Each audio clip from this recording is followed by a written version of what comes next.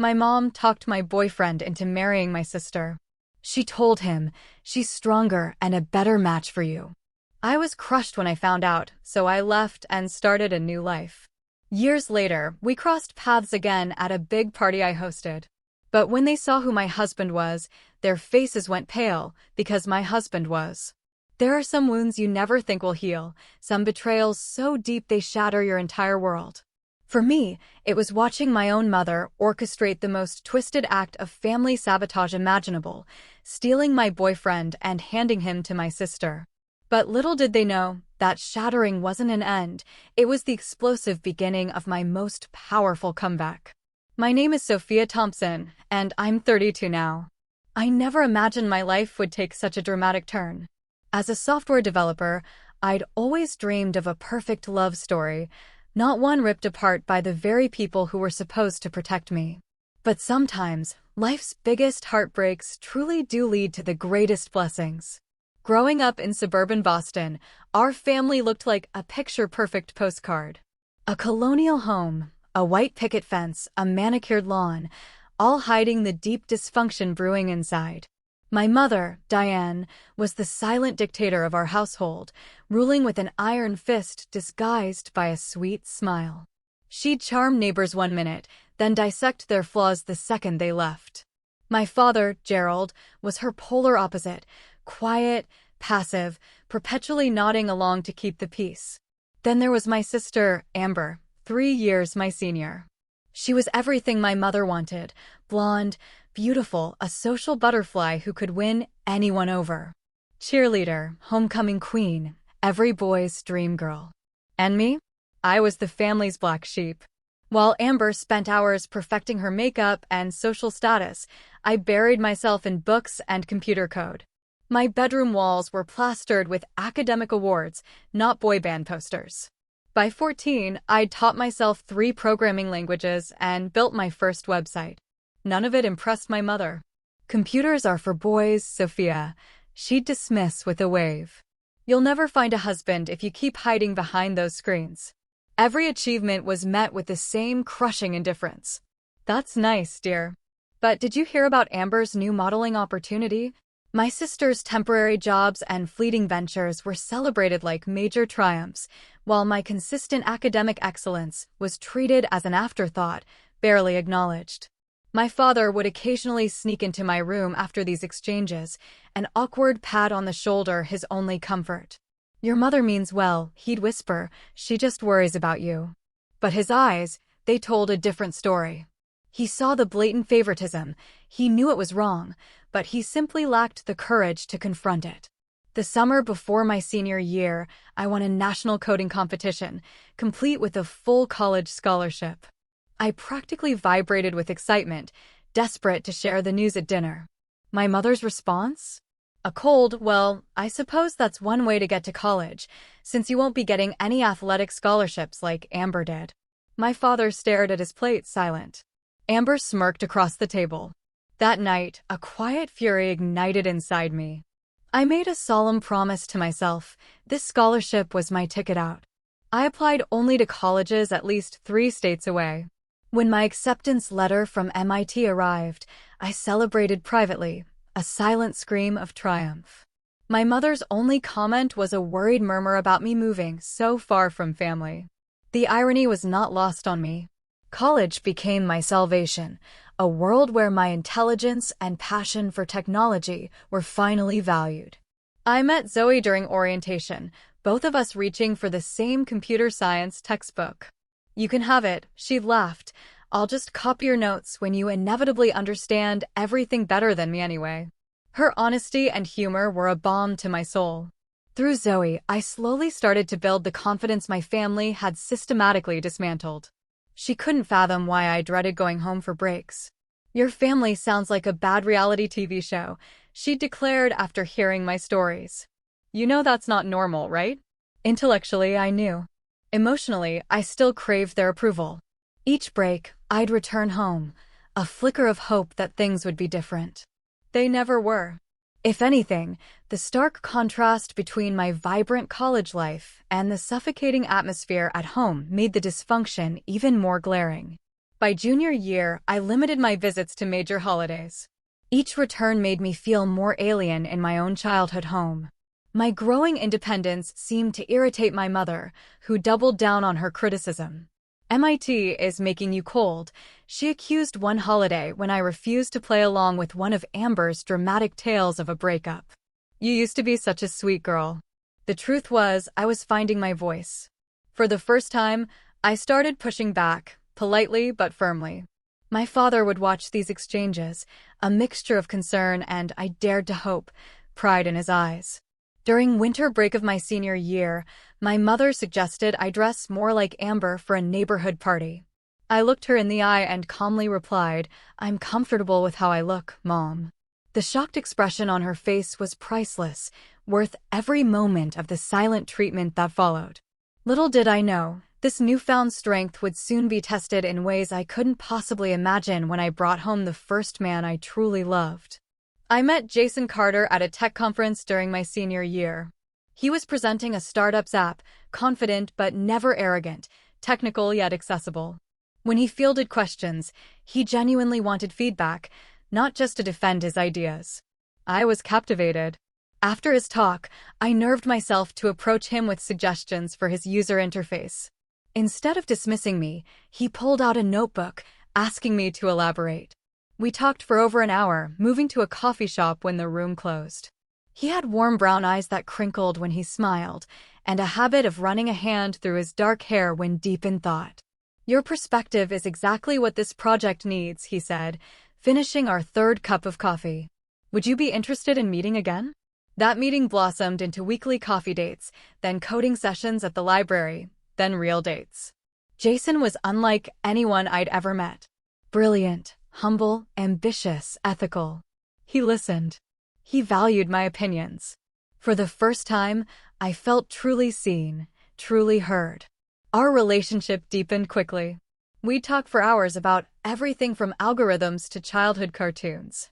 He shared his dreams of building tech to genuinely improve lives, not just make money. And I, for the first time, found myself opening up about my family, something I rarely did. "They sound challenging," he'd said gently after I recounted a particularly painful Christmas where my mother had compared my academic scholarship to Amber's beauty pageant win, declaring only one would last beyond youth. "Your intelligence and passion are incredible gifts, Sophia. Anyone who can't see that isn't seeing you clearly." By spring break, we were serious enough that I invited him home to meet my family. A part of me wanted to show off this amazing man who valued everything my family dismissed. Another part, foolishly, hoped that seeing me with someone like Jason might finally make my mother recognize my worth. The visit started promisingly. My father seemed genuinely interested in Jason's business, asking thoughtful questions. My mother was uncharacteristically warm, serving her special Sunday roast, usually reserved for Amber's boyfriends. "You've done well for yourself, Jason," she purred, refilling his wine glass for the third time. "Stanford, Google, and now your own company at such a young age. Very impressive." I should have seen the gleam in her eye. It wasn't approval of my choice. It was an assessment of an asset. Amber arrived halfway through dinner, making what I now realize was a calculated late entrance. She claimed she was just in the neighborhood, despite living 40 minutes away. She was between boyfriends and had recently been laid off. My sister swept into the dining room in a form-fitting dress, hair and makeup flawless. She kissed everyone hello, lingering slightly when she reached Jason. I watched her hand rest on his shoulder as she leaned in. "So, you're the genius programmer Sophia's been hiding from us," she said with a laugh that somehow made it sound like I'd been keeping secrets rather than just living my life 3 states away. Throughout the rest of dinner, Amber expertly inserted herself into every conversation, strategically highlighting fabricated connections between herself and Jason. They both enjoyed hiking, though Amber had gone exactly once for a photo shoot. They both loved sushi, though Amber typically complained about raw fish. Indie films too, though Amber usually fell asleep during anything without explosions. I watched Jason carefully, relieved to see him respond politely, but consistently return his attention to me or my father after each of Amber's interruptions. When she asked about his business model, claiming a sudden interest in tech entrepreneurship that was news to everyone, he gave brief answers before turning to me. Sophia's actually been helping me refine the algorithm, he said, squeezing my hand under the table. She spotted inefficiencies I'd missed entirely. My mother cleared her throat. Well, isn't that nice? Amber has quite a head for business, too. You know, she nearly majored in marketing before deciding on communications. Amber quickly added, I changed because marketing seemed too limiting. I wanted something broader. She conveniently omitted that she'd failed introductory marketing twice before switching majors. Despite these undercurrents, the weekend ended on a positive note. Jason and I drove back to Cambridge, and he seemed genuinely impressed. Your mother really went all out with that dinner, he said. And your sister is certainly energetic. I laughed nervously. That's one way to put it. Your dad seems great, too, though quieter than I expected based on your stories. He's different when my mother's around, I explained, more subdued. Jason nodded thoughtfully but didn't comment further. Over the next few weeks, our relationship deepened.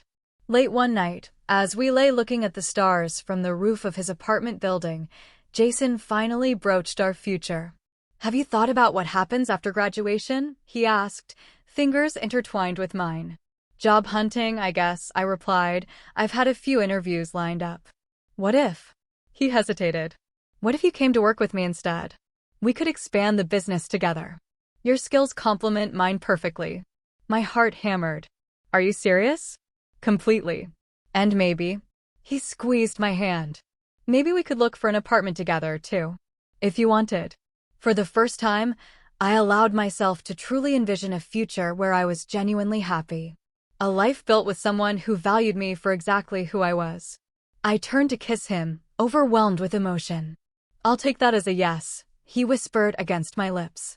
Little did I know, while I was dreaming of our future, forces were already in motion to ensure it would never happen. My final semester at MIT should have been exhilarating.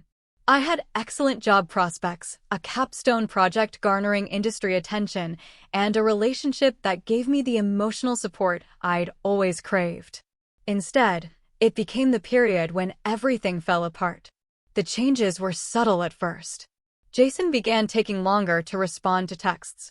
Our daily phone calls became every other day, then twice a week.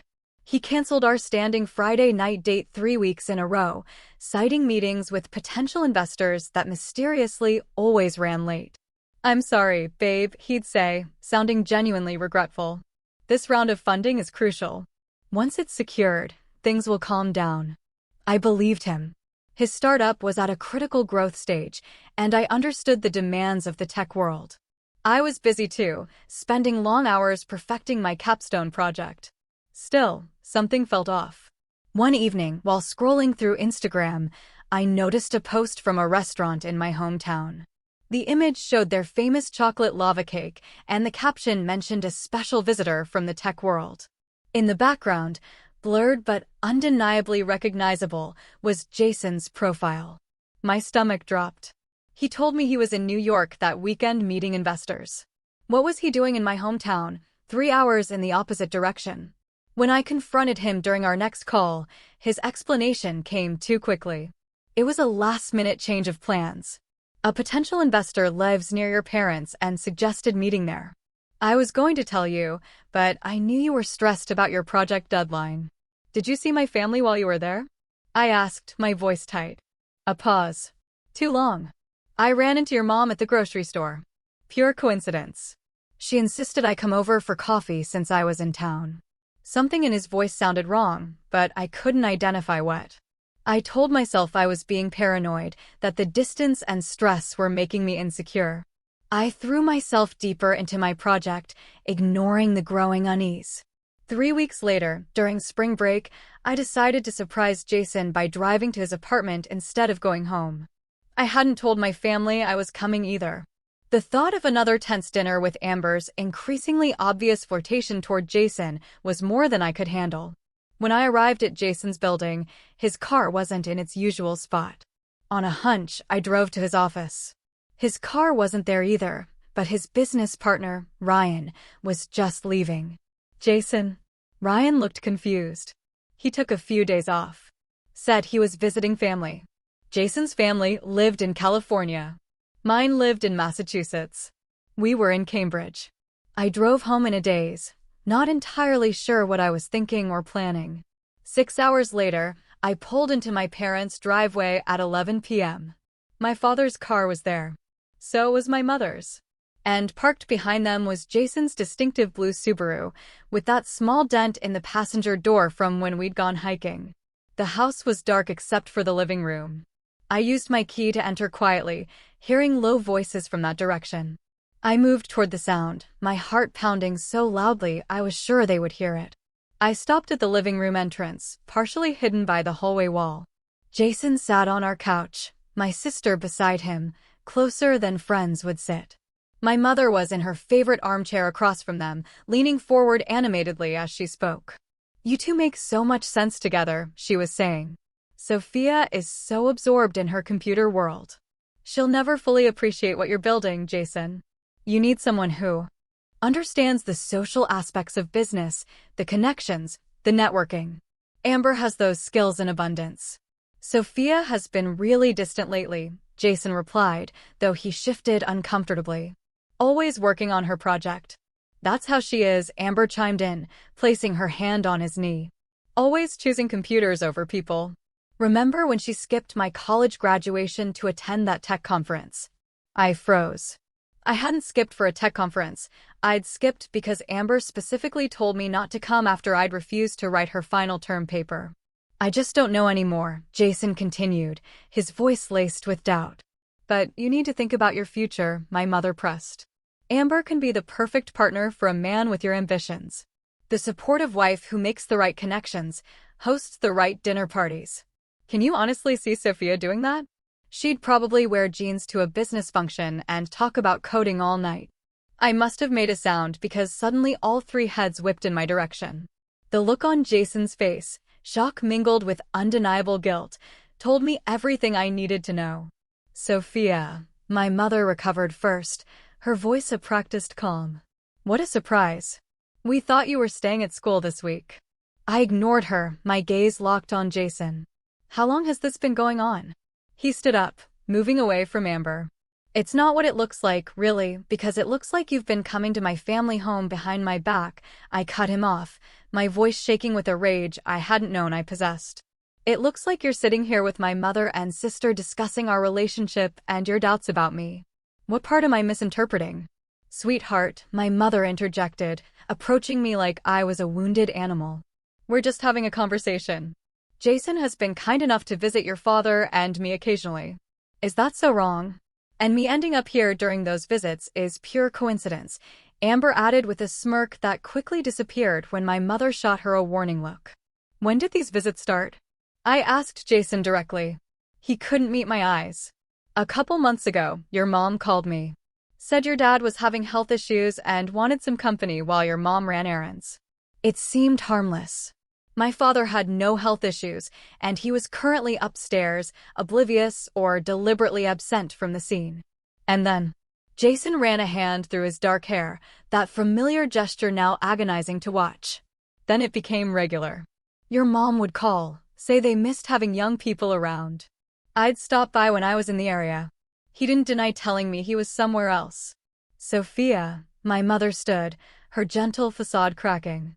"You're overreacting. Jason has been confused about your relationship. That's natural when young people are planning their futures. I simply pointed out that perhaps you two want different things and suggested my sister as a convenient replacement." "I finished for her," I said, the words cutting through the air. "Don't be crude," my mother snapped.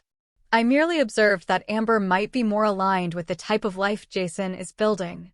You've made it abundantly clear that your computers come first.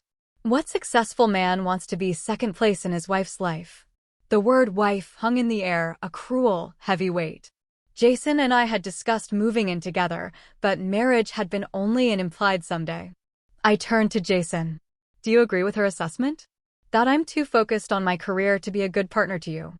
He hesitated. And in that agonizing hesitation, I had my answer. "Sophia," he finally said, "you have to admit, things have changed. You're always working on your project for graduation. It's temporary. I interrupted. And you've been equally busy with your startup. I never once doubted your commitment because of it. It's not just that, he continued weakly. Your family has helped me see that maybe we want different futures. My family? I repeated flatly. You mean my mother and the sister who's apparently been pursuing you behind my back? No one's been pursuing anyone, Amber protested, though her hand still rested possessively on the couch where Jason had been sitting. I laughed, a hollow, bitter sound that startled even me. Mom, why? Why would you do this? For a moment, my mother's mask slipped completely, revealing the cold, calculating woman beneath. Let's be practical, Sophia. Amber needs a successful husband more than you do. You'll always be able to support yourself with your computer job. Amber needs security, social standing. The brutal honesty stunned me into silence. Besides, she continued, apparently believing this logic would convince me, you are never going to be the right wife for someone like Jason. He needs someone who understands the social requirements of being married to a successful man. Someone who can entertain, who knows the right people, someone who puts family first. I think what your mother means, Jason interjected, finally finding his voice, is that we might want different things in life. No, I think my mother was perfectly clear, I replied, surprising myself with how steady my voice remained. She decided my sister deserves you more than I do. So, she orchestrated this whole scenario, and you went along with it. I turned to leave, then paused. Where's Dad in all this? My mother's expression tightened. Your father doesn't involve himself in these matters. Which meant he knew. And did nothing. Again. I looked at Jason one last time, my heart a shattered mess. We're done. Don't call me. Don't text me. Don't try to explain. Whatever we had is over. As I walked out, I heard my mother saying, she'll calm down eventually. Sophia has always been dramatic about these things. I got in my car and drove until I couldn't see through my tears anymore. Pulling over at a highway rest stop, I called the only person I could trust. Zoe, I choked out, I need help. Everything's falling apart. The next few weeks passed in a blur. I couldn't eat, couldn't sleep, and definitely couldn't focus on completing my final semester. After 4 years working toward my degree, I made the agonizing decision to withdraw with just 2 months remaining. My academic advisor was shocked. This isn't like you, Sophia, she'd said. Whatever is happening, we can work around it. Extensions, incomplete grades you can finish during the summer. But the thought of remaining in Cambridge, where every coffee shop and library corner held memories of Jason, was unbearable. More importantly, I couldn't bear the thought of graduating with no one in the audience truly cheering for me. The facade had been completely shattered. Zoe offered me her couch, and her tiny apartment became my refuge as I cycled through grief, rage, and paralyzing self-doubt. Some days I couldn't get out of bed, replaying my mother's words in my head. Amber needs a successful husband more than you do. Had my entire family relationship been a competition I wasn't even aware I was participating in? Your mother is genuinely the most toxic person I've ever heard of, Zoe declared one evening, as we split a pint of ice cream. And I once had a roommate who stole my identity and opened 3 credit cards. Despite her attempts at humor, I could see Zoe's growing concern. After I spent a week barely leaving the couch, she gently suggested therapy. Just a few sessions, she urged. My cousin went after her divorce and said it changed her life. Mostly to appease her, I agreed.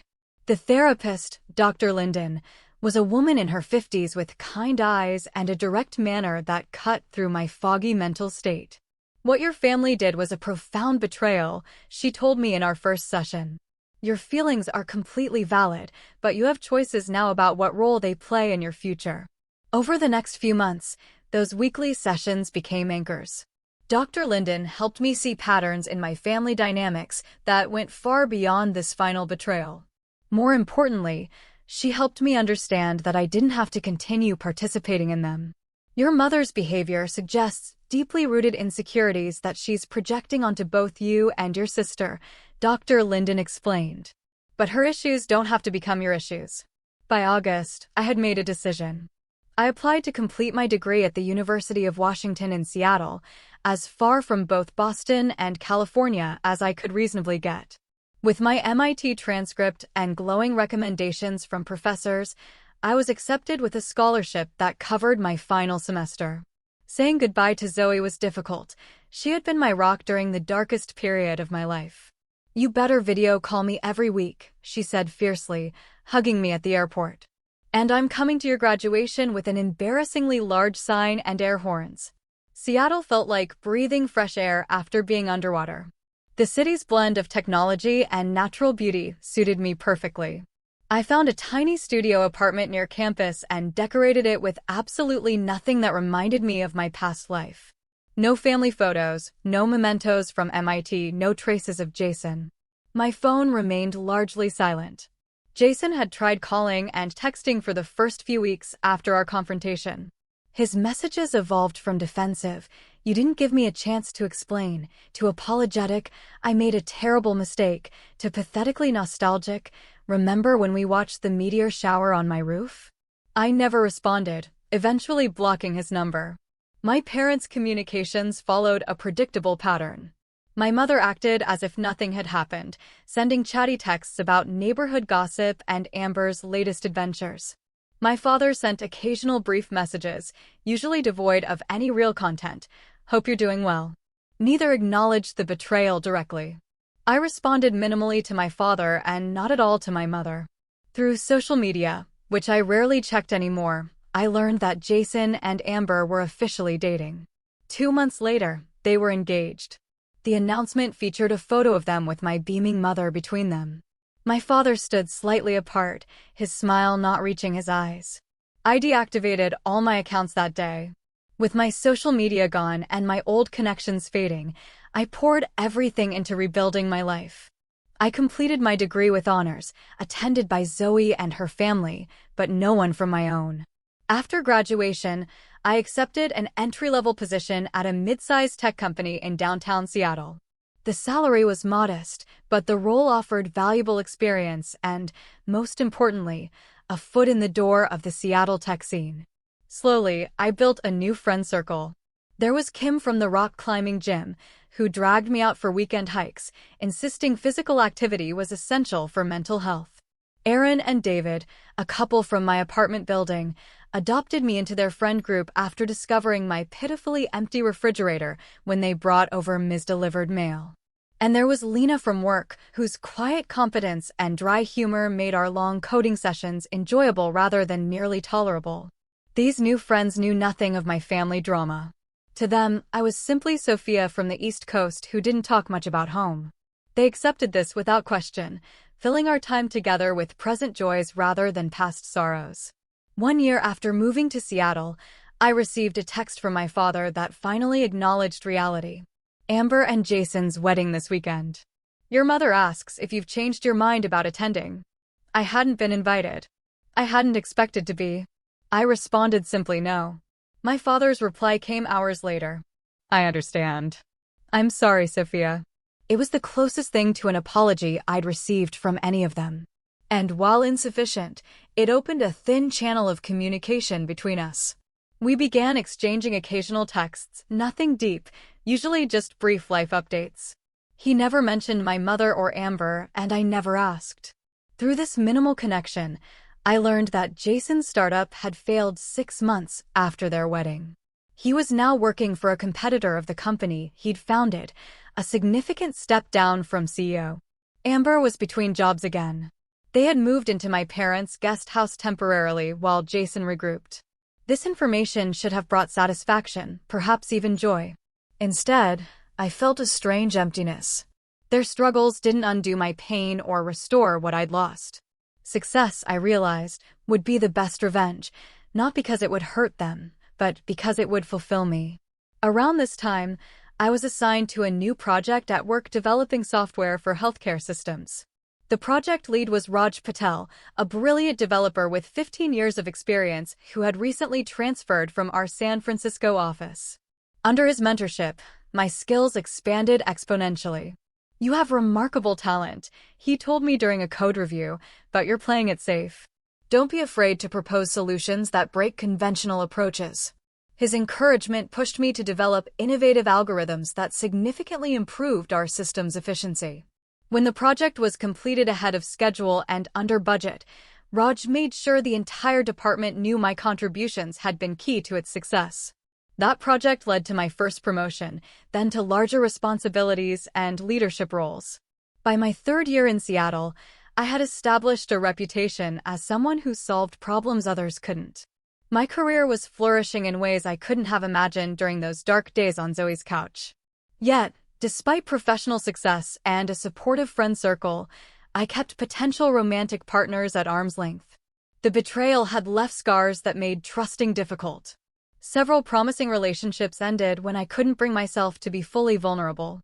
The wall I'd built for protection had become a prison of sorts. Dr. Linden, with whom I still had occasional video sessions, gently pointed this out. Walls keep out pain, she said, but they also keep out joy. At some point, you'll need to decide if the protection is worth the isolation. I wasn't sure it wasn't, but life has a way of making decisions for us when we hesitate too long to make them ourselves. The Nexus project was my company's most ambitious undertaking to date, a comprehensive system designed to integrate patient data across healthcare providers while maintaining strict privacy protocols. The complexity required assembling an elite team drawn from multiple departments. As one of the lead developers, I attended the kickoff meeting with both excitement and trepidation. Our department head opened the session.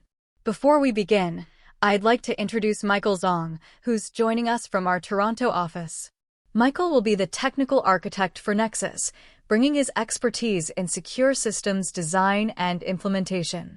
Michael entered the conference room, and my first impression was of quiet competence.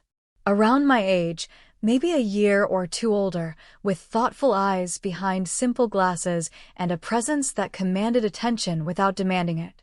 When he spoke, explaining his vision for the project architecture, his passion for the work was evident in every carefully chosen word. During the breakout sessions that followed, Michael and I were assigned to map the data flow framework. As we worked, I found myself repeatedly impressed by his approach to problem solving, methodical yet creative, with an eye for elegant solutions. That's an interesting way to handle the authentication sequence, I commented as he sketched a diagram. I wouldn't have considered decoupling those components. He smiled slightly. Sometimes the best solutions come from questioning assumptions about what belongs together. Something in his tone suggested he might be talking about more than just code.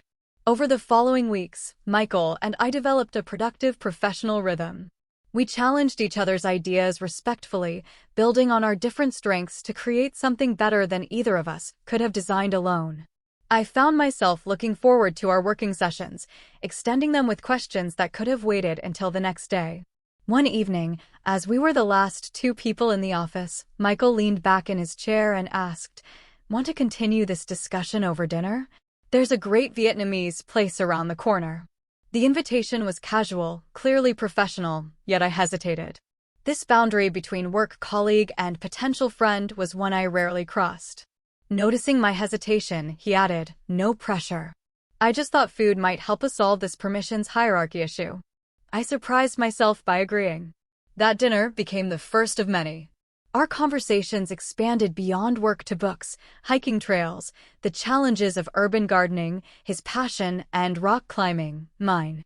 Michael spoke of his family, Chinese immigrants who had settled in Vancouver, his father's small accounting practice, his mother's community college teaching career, his younger sister's medical studies. His stories were filled with warmth and respect, so different from the dynamics I'd grown up with. I shared carefully edited versions of my own background, mentioning MIT, but not my incomplete final semester, describing Boston, but not my family. Michael never pushed for details I wasn't offering. Yet his attentive listening created a space where I gradually wanted to share more. 3 months into the project, Michael suggested a Saturday hike to celebrate completing a particularly challenging module. The trail he chose offered spectacular views of Mount Rainier. And as we reached the summit viewpoint, something shifted in our interaction. Away from keyboards and conference rooms, surrounded by towering trees and mountain vistas, We were simply two people enjoying each other's company. During our descent, Michael mentioned a documentary film festival happening the following weekend. Would you be interested in going? Not as colleagues, he clarified, but as a date. The word date triggered an immediate internal panic. I'd successfully avoided anything beyond casual coffee meets since moving to Seattle. The prospect of opening myself to potential hurt again was terrifying. I need to think about it, I replied honestly. Michael nodded. Take all the time you need. The offer stands. That evening, I called Zoe for the first time in weeks. He asked you out and you said you'd think about it, she exclaimed. Sophia, this is progress. 6 months ago, you would have invented an imaginary pet emergency to avoid answering. But what if it goes wrong? I asked, my voice small. What if he's not who he seems to be? What if he is exactly who he seems to be, she countered. Look, I get it. Jason and your family did a number on you, but from everything you've told me, Michael seems genuinely decent. And you clearly like him enough to be scared of liking him. She was right. After wrestling with my fears for another day, I texted Michael to accept his invitation. Our first official date revealed another layer of Michael that deepened my attraction. His intelligence I already knew, but outside of work, his playful sense of humor emerged. He asked thoughtful questions and remembered small details from our previous conversations. Most importantly, he seemed completely comfortable with himself, lacking the insecurity that often drives people to impress others. As weeks became months, our relationship deepened. Michael's patience allowed me to set the pace, never rushing intimacy or declarations of feeling. When I finally told him I was falling in love with him 8 months after our first date, his response was both joyful and reassuring. I've been in love with you since our 3rd project meeting, he admitted. When you demolished my security protocol design and then immediately built it back up better than before, I knew then you were someone special. Still, I kept my deepest wounds hidden. Michael knew I was estranged from my family, but not why. That changed after a year together when he invited me to Vancouver to meet his parents during Lunar New Year celebrations. The Zong family welcomed me with genuine warmth. Watching their interactions, the teasing affection, the arguments that resolved with laughter, the unquestioned support, brought both joy and an ache of comparison I couldn't suppress. After we returned to Seattle, Michael found me crying in our hotel room. What's wrong? He asked, immediately concerned. Did my family overwhelm you? My mother can be intense, I know. No, your family is wonderful, I managed through tears. It's just, they made me see what I never had. That night, I finally shared the full story. MIT, Jason, my mother's manipulation, my sister's betrayal, my father's complicity, the shattered life I'd fled, and the new one I'd built from the pieces. Michael listened without interruption, his expression shifting from shock to anger to deep compassion. When I finished, he took my hands in his. Thank you for trusting me with this. I understand now why trust is so difficult for you. He paused, choosing his words carefully. What they did was unforgivable. But I need you to know something. Not everyone will betray you. I won't betray you. You can't promise that, I whispered. I can promise to try every day to be worthy of your trust, he replied. And I can promise that if we ever have conflicts or doubts, I'll bring them directly to you, not to anyone else. His response wasn't a blanket reassurance that my fears were unfounded. Instead, it acknowledged the reality of my experience while offering a different path forward. That honesty meant more than 1,000 promises never to hurt me could have. Our relationship deepened profoundly after that night. With my history no longer a shadow between us, I could fully embrace the possibility of a future together. Michael became not just my partner, but my closest friend, challenging me when I needed challenging and supporting me when I needed support. 2 years into our relationship, during a weekend trip to the San Juan Islands, Michael proposed. The ring was an emerald rather than a diamond, in a design he'd helped create. It reminded me of your eyes, he explained. And emerald symbolizes truth and love. Both seem appropriate. Though I'd known this moment might come, I found myself hesitating. Are you sure? My family baggage is considerable. Michael smiled. I'm not marrying. Your family. I'm asking to marry you, Sophia Thompson, with all your brilliance and strength and carefully protected heart. Will you build a life with me? Yes, I said, the word carrying all the certainty I'd never thought I'd feel again. Yes, I will. We planned a small wedding with just our closest friends. I didn't invite my family, though I sent my father a brief text letting him know I was getting married. His response was typical, "Congratulations. I hope you'll be very happy." No mention of attending. No questions about Michael. I hadn't expected otherwise. Our wedding day was perfect in its simplicity. Zoe served as my maid of honor, flying in from Boston with her new fiancé. Michael's sister, Jennifer, was a bridesmaid, and his college roommate, Lucas, stood as best man. We exchanged vows in a garden overlooking Puget Sound, surrounded by 40 people who truly cared about us. "Today I choose you," Michael said in his vows, "and I'll choose you again tomorrow and every day after that." My own vows acknowledged the journey. "You taught me that trust isn't naive. It's the bravest choice we can make. I trust you with my heart, my future, and all the dreams we'll build together." After the wedding, life expanded in unexpected ways.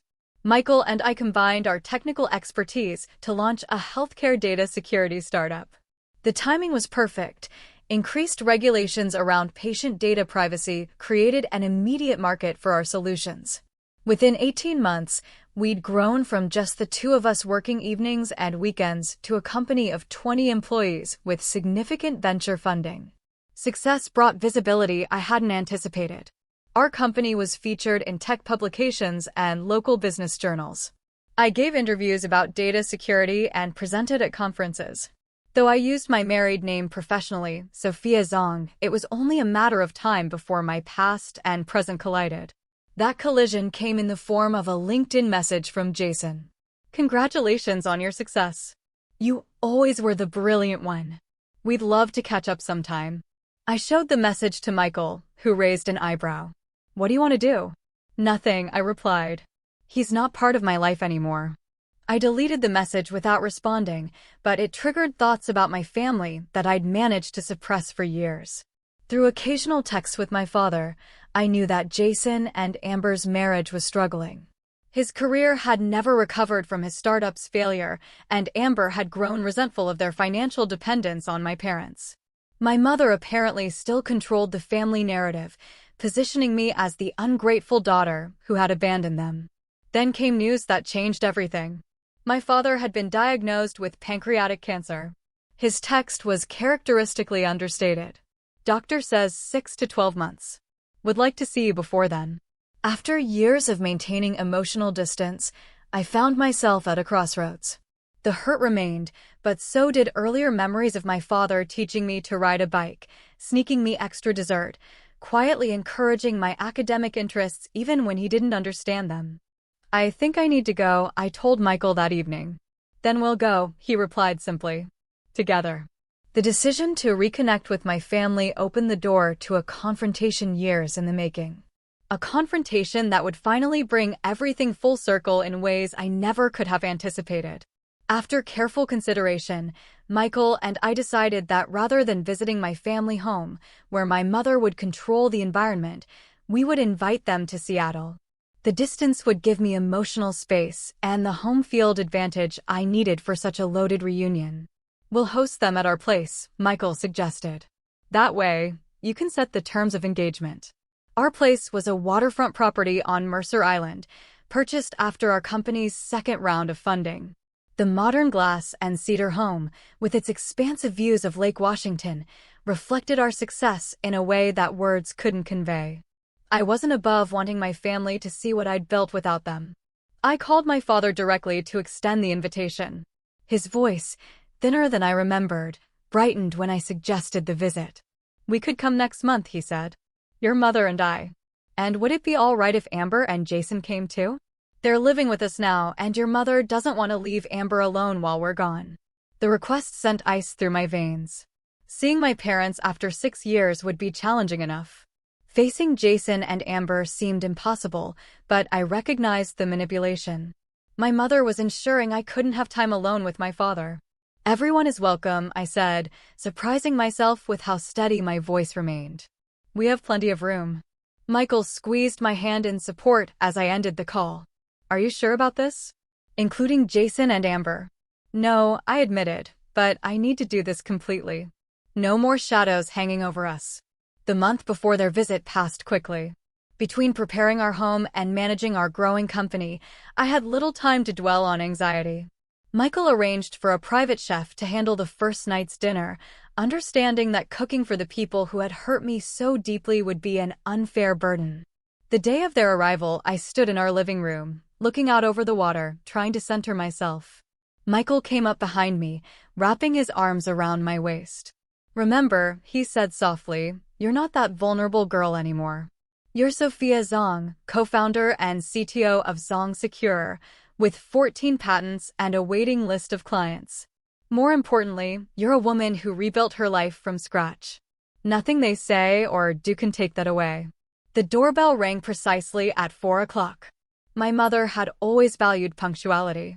I took a deep breath and opened the door.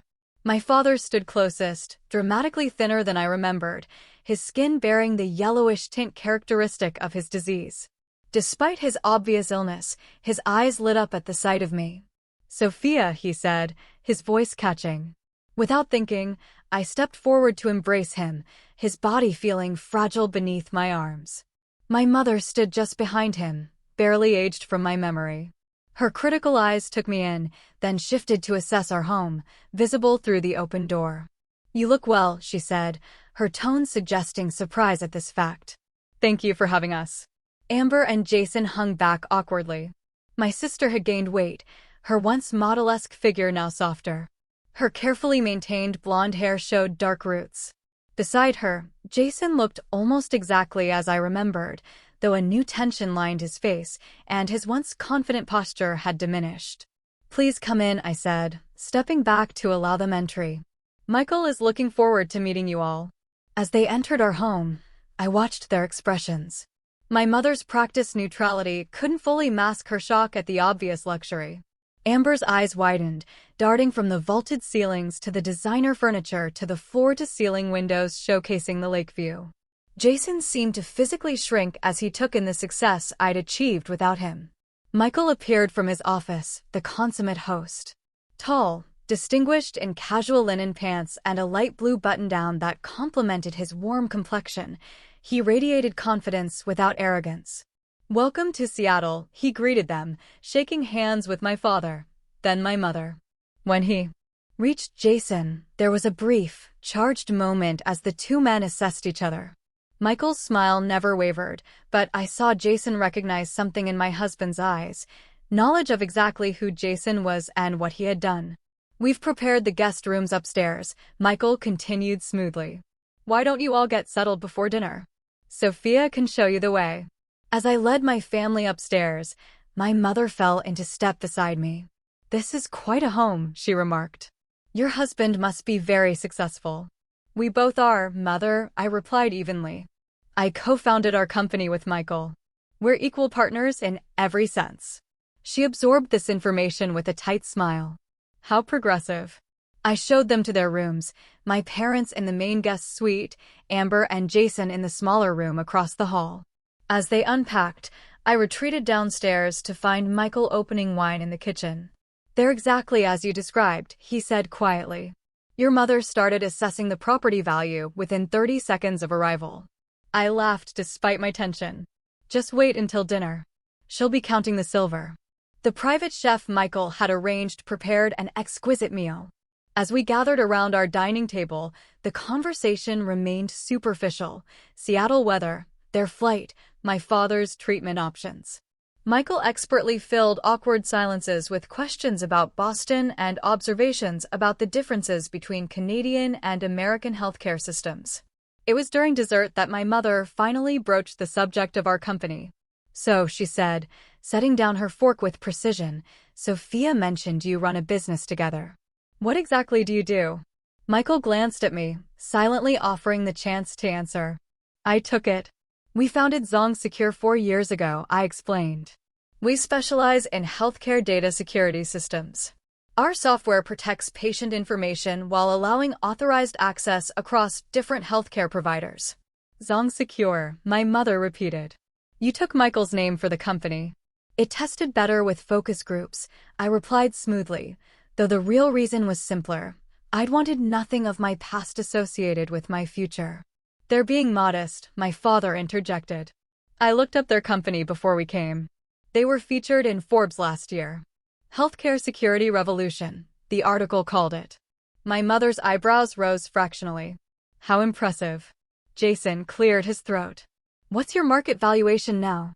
Last funding round, Michael answered casually. Our valuation was just over $300 million.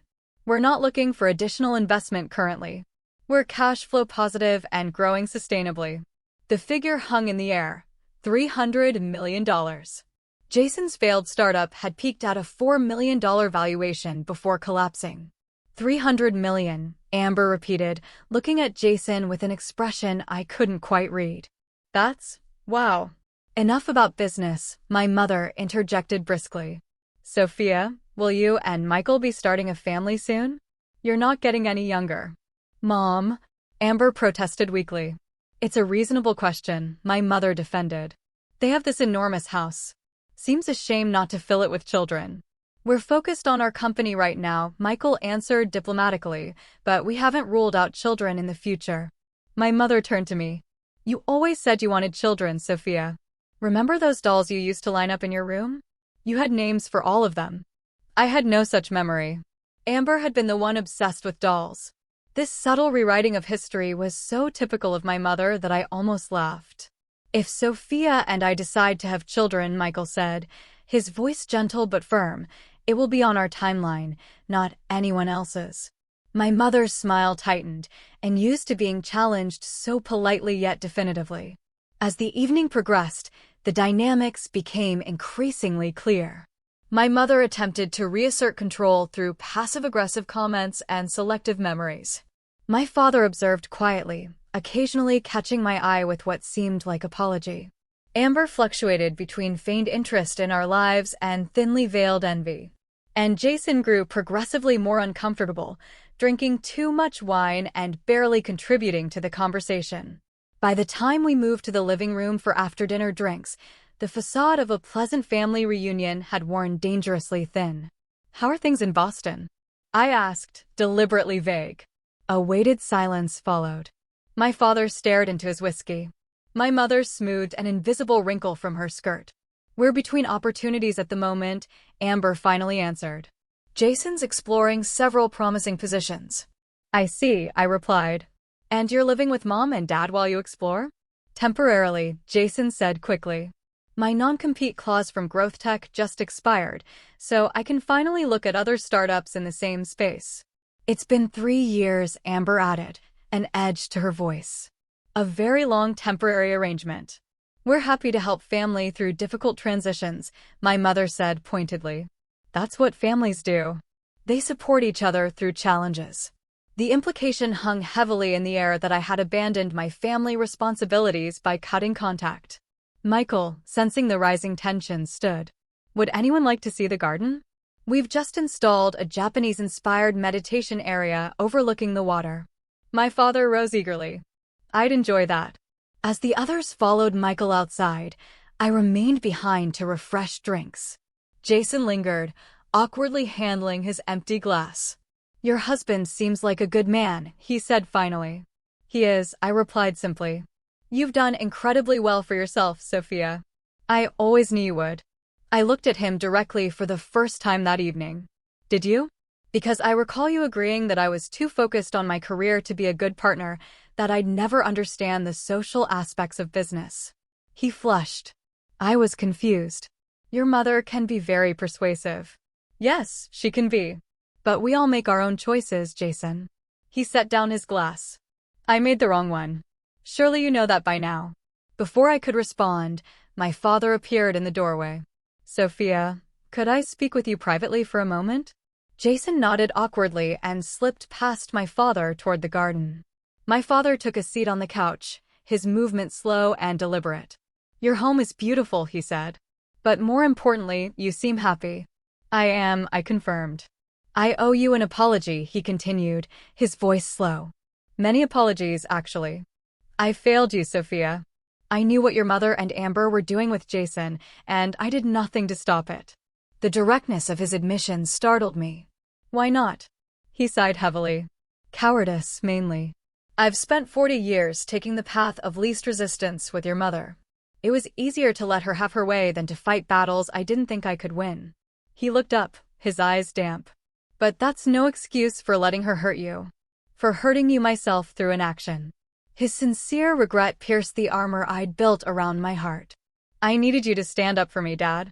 I know. And I'll regret until my dying day that I didn't. He reached for my hand.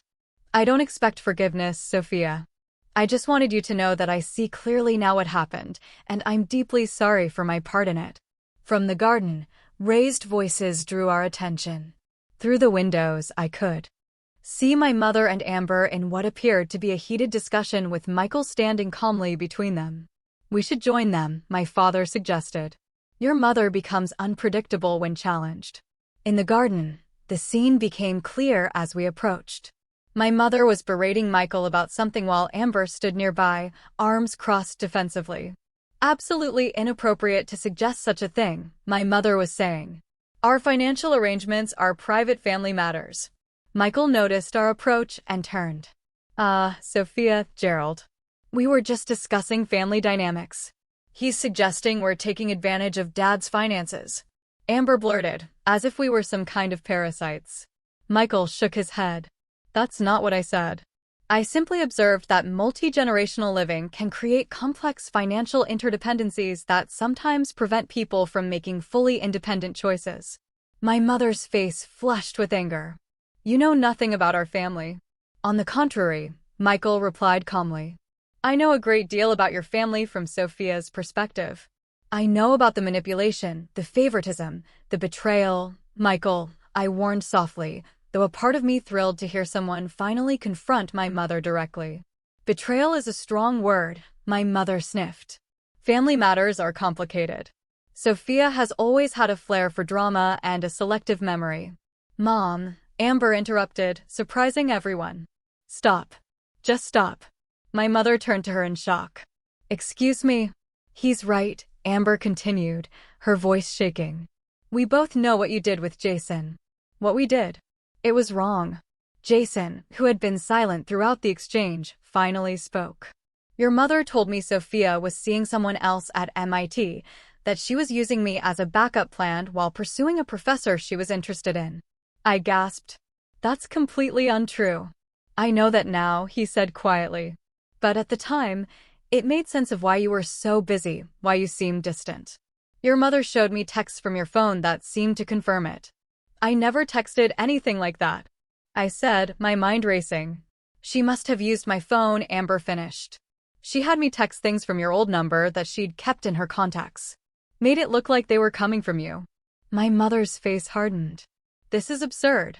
I was simply helping two people who are clearly better suited find their way to each other. By lying, my father asked, his voice stronger than I'd heard it all weekend. By manipulating a young man's feelings and betraying our daughter? I did what was necessary, my mother insisted. Amber needed stability that Sophia didn't. Sophia was always going to be fine on her own. So, you decided to sacrifice my happiness for Amber's? I asked, the hurt still fresh despite the years. I made a practical decision, my mother replied unapologetically. Amber's looks were her only real asset. She needed to capitalize on them before they faded. You had your education, your career potential. Mom, Amber exclaimed, clearly wounded. Is that really how you see me? As nothing but a pretty face with an expiration date. My mother waved dismissively. Don't be so sensitive. I'm simply being practical. I did what any mother would do, ensured both my daughters' futures as best I could. No, my father countered, surprising us all with his firmness. You did what served your vision of how things should be. You didn't consider what either of your daughters actually wanted or needed. The garden fell silent. My mother's face registered shock at my father's rebellion. Amber looked torn between vindication and devastation at our mother's assessment of her worth. Jason stared at the ground, the full extent of his manipulation finally clear. Michael moved to stand beside me, his hand finding mine in silent support. I think I said finally that we've all had enough truth for one evening. Let's continue this conversation tomorrow after everyone's had some rest. As we headed inside, Jason caught my arm gently. Sophia, I need you to know how sorry I am. I should have trusted what we had. I should have talked to you directly. I looked at the man I had once loved so deeply, now a diminished figure trapped in a marriage built on lies. Yes, you should have. Later that night, as Michael and I prepared for bed, he asked, "Are you okay?" That was intense. I considered the question carefully. I think I am.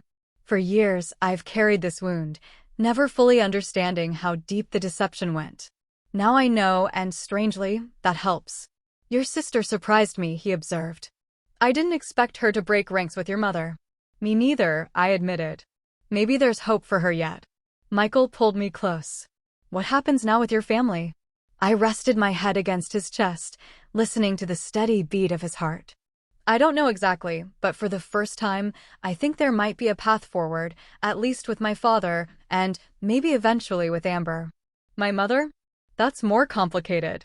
Whatever you decide, Michael said, kissing my forehead, I'm with you every step of the way. As I drifted toward sleep, I realized that the confrontation had shifted something fundamental within me. The people who had once held such power over my happiness now seemed smaller, less significant. They hadn't determined my fate after all. I had. The morning after our confrontation brought a strange calm to the house. My father joined me for early coffee on the deck, watching the sunrise paint the lake in gold and pink. We sat in comfortable silence for a while before he spoke. I had a long talk with your mother last night, he said, his thin hands cradling his mug, one of many we should have had years ago. I told her things need to change if she wants any relationship with you going forward. And how did that go? I asked, already knowing the answer. He smiled ruefully. About as well as you'd expect. She's not used to ultimatums, especially from me. What about you, Dad? What do you want? He looked out over the water, considering. I want whatever time I have left, to be honest. No more pretending. No more enabling behavior that hurts the people I love. He turned to me. And I want to know my daughter again if she's willing. Over the next 3 days, our family dynamics shifted in ways I never anticipated. My father and I spent hours talking, filling in the gaps of our lost years. I showed him our company offices, introduced him to colleagues, shared the work that filled me with purpose. He listened with genuine interest, asking insightful questions that reminded me of the thoughtful man who had encouraged my early curiosity about computers. I'm proud of you, Sophia, he told me as we walked along the waterfront. Not because of your success, though that's remarkable. I'm proud of the woman you've become. Strong, compassionate, resilient. You created this life despite us, not because of us. His cancer made our reconciliation bittersweet, a relationship rebuilt with an expiration date looming. Yet, there was grace in having this time, in clearing away the debris of the past before saying goodbye. With Amber, healing came more tentatively. The morning after the confrontation, she asked if I would walk with her around the neighborhood. I don't even know where to start, she said as we strolled past waterfront mansions. Sorry seems inadequate. Why did you do it? I asked. The question had haunted me for years. She was quiet for a long moment. At first, it was just flattering to have someone like Jason interested in me. Mom kept saying what a good match we'd be. How much more I deserve someone successful than you did. She glanced at me. I know how awful that sounds now. And later, when you knew how much it hurt me, by then I was trapped in Mom's narrative. If what we'd done wasn't justified, then I was just terrible. It was easier to believe you'd be fine, that you didn't need Jason like I did. She stopped walking. The truth is, I was weak. I let Mom make my decisions because taking responsibility for my own life was scary. Her honesty surprised me. When did that change? Watching you yesterday, she replied, successful, confident, genuinely happy with Michael. It made me see what taking control of your own life actually looks like. She sighed. I'm 35, living in our parents' guest house, in a failing marriage with no career or purpose. Mom still buys my clothes and tells me how to wear my hair. I felt an unexpected pang of empathy. While my mother had betrayed me, She had also infantilized Amber, keeping her dependent and diminished. "It's not too late to change that," I said carefully. "How?"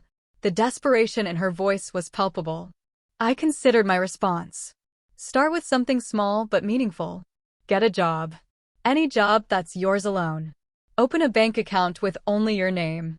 Build from there." Over the following days, we had several similar conversations. I didn't offer forgiveness. That would take time. But I did offer perspective and practical advice. To my surprise, Amber listened. My relationship with my mother remained the most complicated. After the confrontation, she retreated into cool politeness, maintaining the fiction that she had acted in everyone's best interests. On their final evening with us, however, as Michael and my father discussed baseball in the living room, and Amber helped our housekeeper with dishes, my mother found me alone on the deck. "You've done well for yourself," she said, an admission that clearly cost her. "Better than I expected." "Thank you," I replied, not taking the bait of her qualified praise. "I still believe I did what was necessary at the time," she continued, "but I recognized that my methods were perhaps overly controlling. Coming from my mother, this was the closest thing to an apology I was likely to receive. "I won't pretend what you did didn't hurt me deeply," I said. "But I've built a good life, a life that makes me happy." She nodded, looking out at the water rather than at me. "Your father wants us to seek counseling. Family therapy, he calls it." I couldn't hide my surprise. "And you agreed?" "It's important to him." She smoothed her slacks, a nervous gesture I remembered from childhood. Would you consider joining us occasionally?" "Not regularly, of course. I know you're busy." The request, halting and uncomfortable, revealed a vulnerability I'd never seen in her before. "I'll think about it," I promised, not ready to commit, but unwilling to refuse outright. She accepted this with a nod, and we stood in silence watching the sunset. Two women with a broken past and an uncertain future, but perhaps a sliver of possibility between us. The most surprising conversation came from Jason, who asked to speak with me privately before their departure. Michael raised an eyebrow when I mentioned the request. "Are you comfortable with that?" he asked. "Yes," I assured him. There's nothing he could say that would affect us. Jason and I sat in the garden, the space between us filled with history and regret. "I wanted to thank you," he began, which was not what I expected. "For what?" "For not hating me," he said simply. "You would be justified." I considered this. Hate requires energy. I'd rather direct it elsewhere.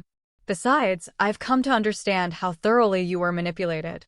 "That doesn't excuse my choices," he said, showing more self-awareness than I remembered. "I betrayed your trust. I let myself be convinced that what we had wasn't real or valuable." He hesitated. "Seeing you with Michael, the way he looks at you, the respect between you, it's made me realize what I gave up." I tensed, worried this was heading toward an inappropriate confession. He noticed and quickly added, "I'm not saying this to disrupt your life or suggest anything inappropriate. I want you to know that I recognize what I lost, the person I hurt." His sincerity seemed genuine. His regret palpable. "What will you do now?" I asked. He sighed. "Start over, I think. Amber and I have been pretending for years. Neither of us is happy." "I'm sorry to hear that," I said, and meant it. Despite everything, I didn't wish them misery. "Don't be. It's time for both of us to face reality and make better choices." He stood to leave, then paused. "You deserved better, Sophia. I'm glad you found it." After they left, our house felt simultaneously emptier and lighter. The confrontation had been painful but necessary, clearing away festering wounds and replacing them with clear-eyed understanding. I couldn't change the past, but I could choose how it affected my future.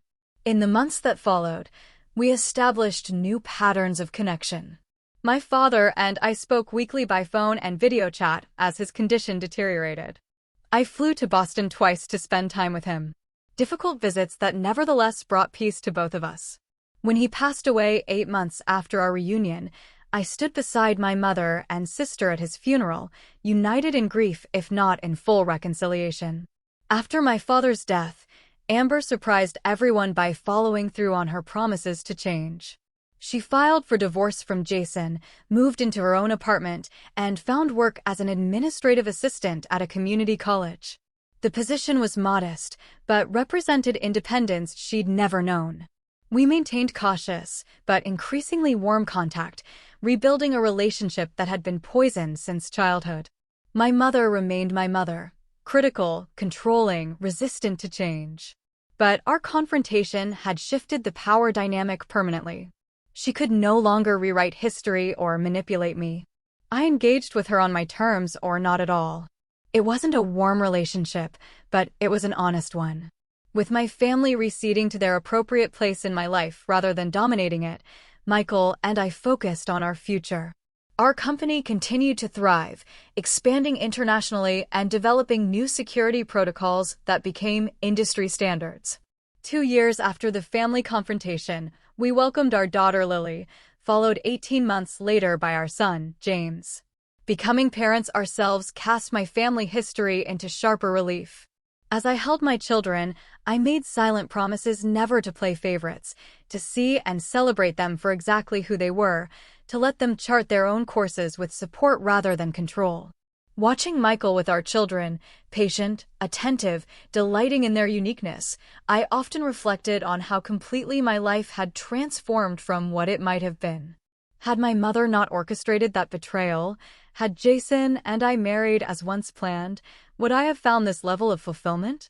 The painful truth was that their betrayal, while devastating, had ultimately freed me to build something far better than I might have otherwise. This wasn't about forgiving the unforgivable or finding silver linings in trauma. It was about recognizing that our worst moments don't define us unless we let them. That sometimes the path forward requires leaving behind not just people who hurt us, but also dreams and expectations that no longer serve us. The ultimate victory wasn't financial success or professional recognition, though those were gratifying. It wasn't even the beautiful family Michael and I created, precious as they were. The victory was internal. The knowledge that I had rebuilt myself from broken pieces into someone stronger, wiser, and more compassionate than before. On my daughter's 3rd birthday, as our home filled with friends and laughter, I caught sight of myself in a window reflection. The woman looking back bore little resemblance to the devastated girl who had once fled her family's betrayal. This woman stood tall, confident in her worth, surrounded by love she had chosen and that had chosen her in return. I often think about the question of forgiveness. Have I forgiven my mother, my sister, Jason? Not entirely. Some betrayals leave permanent marks. But I've released the anger that once threatened to define me. I've learned that the opposite of love isn't hate. It's indifference.